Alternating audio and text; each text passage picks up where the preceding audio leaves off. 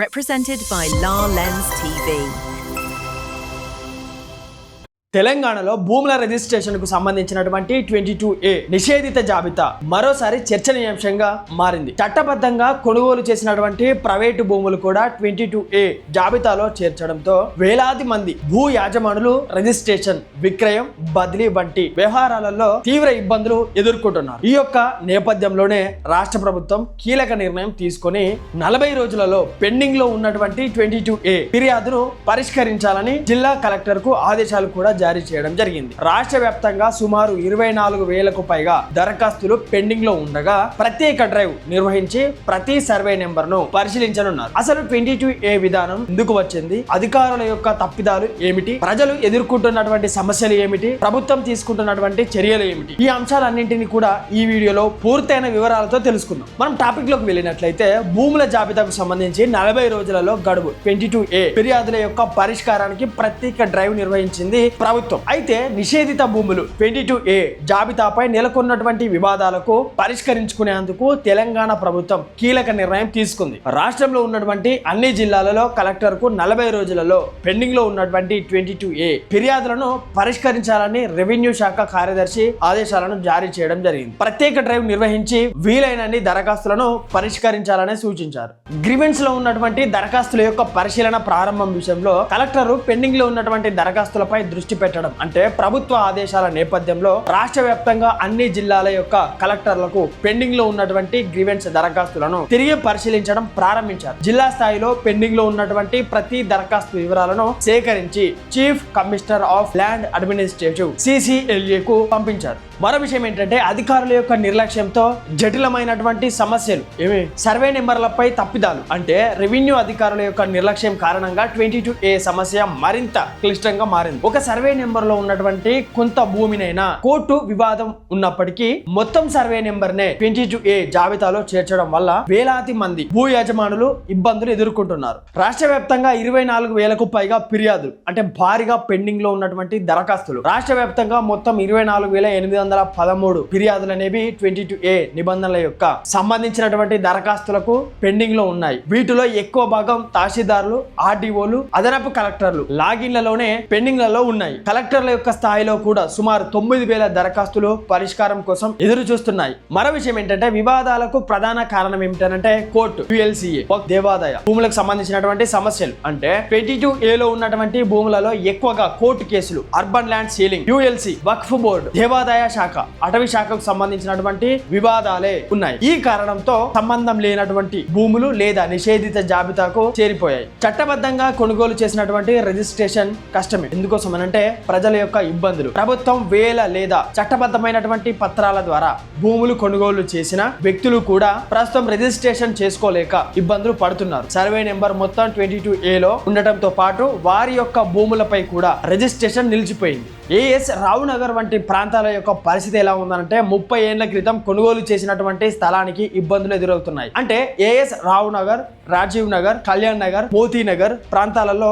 ఇలాంటి కేసులు అధికంగా ఉన్నాయి. ప్రభుత్వం వేలంలో దశాబ్దాల క్రితం కొనుగోలు చేసినటువంటి స్థలాలను కూడా ప్రస్తుతం 22A జాబితాలో చూపించడంతో యజమానులు కార్యాలయాల చుట్టూ తిరగాల్సి వస్తుంది. మరో విషయం ఏంటంటే దేవాదాయ శాఖకు సంబంధించినటువంటి భూముల విషయంలో సమస్య నిరభ్యంతరంగా పత్రాలు ఇవ్వకపోవడం. మేడ్చల్, మల్కాజ్గిరి జిల్లాలలో దేవాదాయ శాఖకు సంబంధించి 1983లో విక్రయించినటువంటి భూములు ఎప్పటికీ కూడా నిరభ్యంతర పత్రాలు అంటే NOC ఇవ్వలేదు. నో అబ్జెక్షన్ సర్టిఫికేట్ అనేది ఇవ్వలేదు. దీంతో ఆ భూములు ఇప్పటికే నిషేధిత జాబితాలోనే కొనసాగుతూ ఉన్నాయి. రెవెన్యూ శాఖకు సంబంధించినటువంటి తప్పిదానాన్ని ఒప్పుకున్నటువంటి అధికారులు అంటే తప్పుల విధానంతో వేలాది మంది నష్టపోయారు. చట్టబద్ధంగా కొనుగోలు చేసినటువంటి భూములను 22A నిషేధిత జాబితా నుంచి తొలగించాల్సి ఉండగా అలా చేయకపోవడం శాఖ తప్పిదమేనని అధికారులు అంగీకరించారు. దీనివల్ల ప్రజలు కోర్టు చుట్టూ తిరగాల్సినటువంటి పరిస్థితి అనేది ఏర్పడింది. అయితే ఇదే విషయం పైన రిజిస్ట్రేషన్ శాఖ ఆదాయంపై ప్రభావం పడింది. అంటే రిజిస్ట్రేషన్ లో తగ్గుముఖం పడడం కూడా జరిగింది. ఎందుకోసం అంటే 22A వివాదాల కారణంగా ముఖ్యంగా హైదరాబాద్, రంగారెడ్డి, మేడ్చల్ ప్రాంతాలలో రిజిస్ట్రేషన్లు గణనీయంగా తగ్గిపోయాయి. దీంతో ప్రభుత్వానికి వచ్చేటువంటి స్టాంపు డ్యూటీ, రిజిస్ట్రేషన్ ఆదాయం పైన కూడా ప్రభావం పడింది. అంటే సమస్యలపై సమగ్ర సమాచారం, ప్రతి 22A దరఖాస్తుపై వివరాలు, బాధితుల యొక్క వివరాలు, సర్వే నెంబర్లు, కోర్టు కేసుల యొక్క వివరాలు, వివాద కారణాల వంటి అంశాలతో 15 పాయింట్ల ప్రొఫార్మా కలిగినటువంటి నివేదికలు పంపాలని జిల్లా రిజిస్ట్రార్లకు ఆదేశాలు కూడా జారీ కావడం జరిగింది. అయితే 22Aలో ప్రైవేటు భూములు ఎలా చేరాయి అంటే సాంకేతిక తప్పిదాలపై విచారణ, అంటే చట్టబద్ధంగా కొనుగోలు చేసినటువంటి ప్రైవేటు భూములు 22Aలోకి ఎలా చేరాయనే అంశంపై అధికారులు విచారణ చేస్తున్నారు. ఇది సాంకేతిక లోపమా లేక అధికారుల యొక్క నిర్లక్ష్యమా అనే కోణంలో కూడా పరిశీలన కొనసాగుతూ ఉంది. 22A దాంతో పాటు ఇతర కేటగిరీలకు సంబంధించిన విషయంలో 22A నుంచి 22E వరకు వర్గీకరణ, అంటే 22A కింద ఉన్నటువంటి అసైన్ భూములు, 22B కింద రాష్ట్ర మరియు కేంద్ర ప్రభుత్వాలకు సంబంధించినటువంటి, 22C కింద ఈ దేవాదాయ శాఖకు సంబంధించినటువంటి, వక్ఫ్ సంబంధించినటువంటి, 22D కింద ల్యాండ్ సీలింగ్ భూములు, 22E కింద కోర్టు వివాదాలలో ఉన్నటువంటి భూములు నమోదు చేయబడతాయి. 22Aలో ఉన్నటువంటి భూములు రిజిస్ట్రేషన్ సబ్ రిజిస్ట్రార్ కార్యాలయంలో సాధారణంగా నిరాకరించడం జరుగుతుంది. ఇదే విషయం పైన ప్రత్యేక కమిటీలు, అంటే సర్వే నెంబర్ల యొక్క పునర్పరిశీలన విషయంలో 22Aలో పొరపాటున కూడా చేరినటువంటి భూములను తొలగించుకునేందుకు జిల్లా కలెక్టర్ అధ్యక్షతన ప్రత్యేక కమిటీ ఏర్పాటు చేయనున్నారు. ఇందుకోసం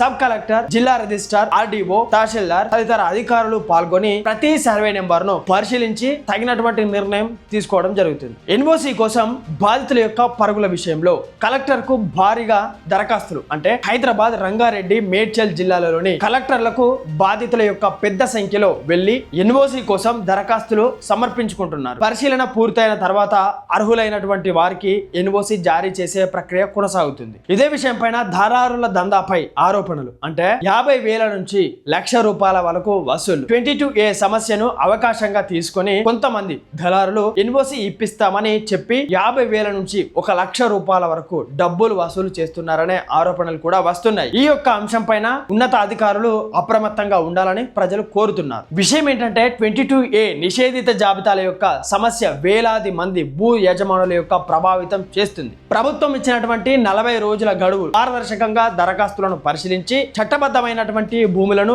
22A జాబితా నుంచి తొలగిస్తే ప్రజలకు ఉపశమనం లభించడంతో పాటు రిజిస్ట్రేషన్ వ్యవస్థపై విశ్వాసం కూడా పెరుగుతుంది. మొత్తానికి వీడియో చివరిలో మనం మాట్లాడుకోవాల్సినటువంటి విషయం ఏంటంటే 22A నిషేధిత జాబితాల యొక్క సమస్య గురించి కేవలం రిజిస్ట్రేషన్ కు సంబంధించినటువంటి అంశం మాత్రమే కాదు, వేలాది మంది భూ యజమానులు ఆస్తికి సంబంధించినటువంటి హక్కులను ప్రభావితం చేస్తున్నటువంటి ఒక కీలక సమస్య అని చెప్పవచ్చు. ఒక సర్వే నెంబర్ ను కొంత భూమిపై మాత్రమే వివాదం ఉన్నప్పటికీ కూడా మొత్తం సర్వే నెంబర్ ను 22Aలో చేర్చడం వల్ల చట్టబద్ధంగా భూములు కొనుగోలు, అమ్మకాలు చేసే ప్రజలలో తీవ్రమైనటువంటి ఇబ్బందులు ఎదుర్కోవాల్సి వస్తుంది. అయితే ఈ నేపథ్యంలోనే ప్రభుత్వం 40 రోజులలో ప్రత్యేక డ్రైవ్ చేపట్టి పెండింగ్ లో ఉన్నటువంటి ఫిర్యాదులను పరిష్కరించాలని ఆదేశించడం సానుకూల పరిణామం. అయితే ఈ యొక్క ప్రక్రియ పారదర్శకంగా, వేగంగా జరిగి అర్హులైనటువంటి భూ యజమానులకు న్యాయం జరిగితేనే ఈ యొక్క సమస్య అసలు ఉద్దేశం నెరవేరినట్లవుతుంది. అలాగే ప్రజలు ఎలాంటి దళారులు నమ్మకుండా సంబంధిత రెవెన్యూ మరియు రిజిస్ట్రేషన్ అధికారులను మాత్రమే సంప్రదించాల్సి ఉంటుంది. చట్టబద్ధమైనటువంటి మార్గంతో తమ యొక్క సమస్యను పరిష్కరించుకోవాల్సి ఉంటుంది. ఇప్పటి వరకు మనం 22A అంటే ఏమిటి, 22A నిషేధిత జాబితాకు సంబంధించినటువంటి నియమ నిబంధనలు, ఇలాంటి భూములు 22A కిందికి వస్తాయని తెలుసుకున్నాం కదా. ఇలాంటి భూమికి సంబంధించినటువంటి చట్టాలు, రిజిస్ట్రేషన్ యొక్క నిబంధనలు, ప్రభుత్వం నిర్ణయం తీసుకునేటువంటి ప్రతి జీవో పైన పూర్తి వివరాలు మన లాలెన్స్ టీవీలో ఎప్పటికప్పుడు అందించబోతున్నాను. మరో కొత్త వీడియోతో మళ్ళీ కలుస్తాను. నేను మీ కొంగంటి రాజు ఫ్రమ్ లాలెన్స్ టీవీ నుండి. Thank you.